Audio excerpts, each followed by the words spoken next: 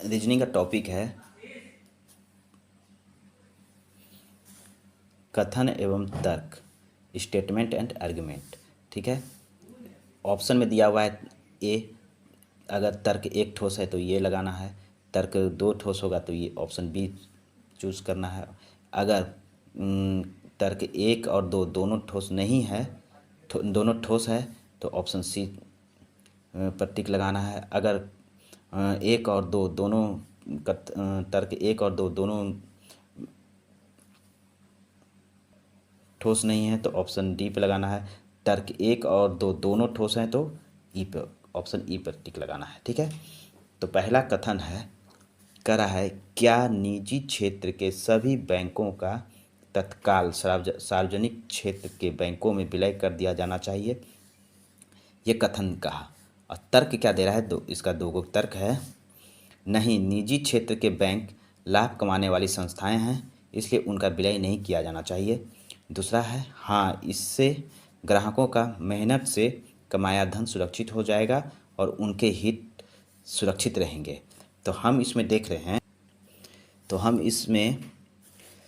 हैं कि कथन तर्क जो एक है वो जोरदार है, ठोस है, क्योंकि लाभ कमाने वाली कंपनी या बैंकों का विलय नहीं करना चाहिए।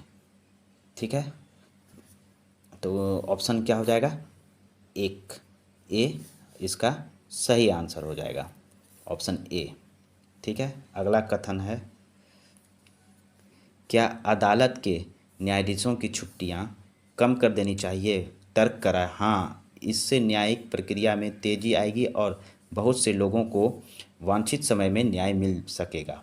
तर्क दो कह रहा है हाँ, कुछ ब्रिटिश परंपरा का घोतक है, यह ब्रिटिश परंपरा का घोतक है, हम इसे आगे क्यों बढ़ाएं। तर्क दो में कह रहा हाँ, यह ब्रिटिश परंपरा का घोतक है, हम इसे आगे क्यों बढ़ाएं।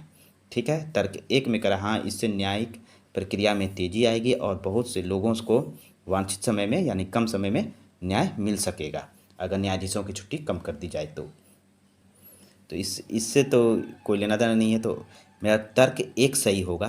तर्क एक ठोस है। ठीक है, क्यों ठोस है तर्क एक, क्योंकि अगर अदालत के न्यायाधीशों की छुट्टियां रद्द कर दी जाती है तो न्यायिक प्रक्रिया में तेजी आएगी और बहुत से मामलों का निपटारा तेजी से होता जाएगा। ठीक है, तो तर्क एक ठोस है। ठीक है, इसका तो ऑप्शन क्या हो जाएगा, इसका भी ऑप्शन ए हो जाएगा। ठीक है,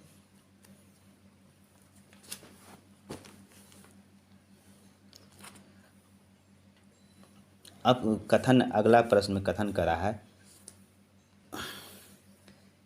क्या बच्चों को टेलीविज़न देखने पर पूरी तरह से प्रतिबंध लगा देना चाहिए। तर्क दे रहा है उसका, तर्क दे रहा है क्या, पहला तर्क है नहीं, टेलीविज़न बहुत सी शैक्षणिक तथा सामान्य सूचनाएं देते हैं। टेलीविज़न क्या देता है, बहुत सारा शैक्षणिक तथा सामान्य सूचनाएं देते हैं।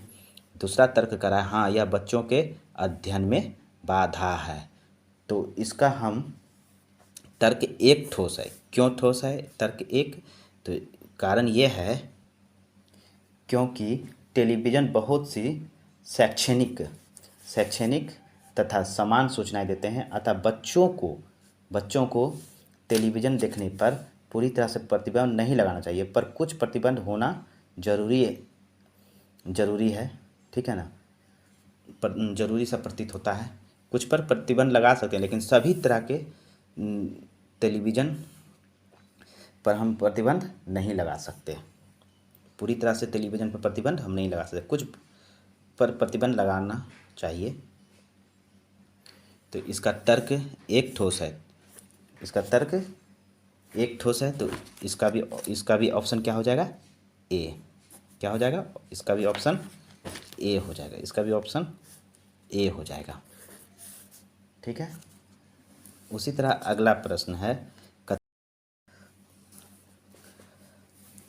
अगला कथन करा है, क्या भारत में अर्थव्यवस्था को खुला बनाने के बाद सभी श्रमिक यूनियनों पर रोक लगा देनी चाहिए।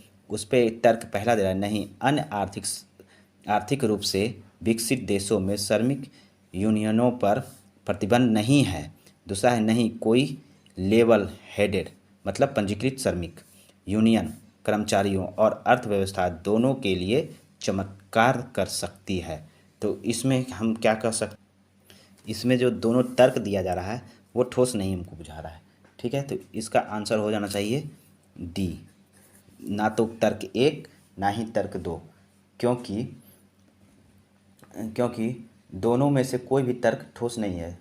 तर्क 1 में दूसरे देश के बारे में बताया जा रहा है जो एक प्रकार की नकल है तथा किसी चमत्कार की आशा से ही श्रमिक यूनियनों को प्रतिबंधित किया जाए, यह तर्कपूर्ण नहीं हो सकती। ठीक है, यानी कि हम चमत्कार पर डिपेंड नहीं रह सकते। तो ना ही तर्क 1 मजबूत है ना ही तर्क 2 मजबूत है। तो इसका ऑप्शन क्या हो जाएगा, डी। ऑप्शन क्या हो जाएगा, डी, ना तर्क 1 और ना ही तर्क 2। ठीक है।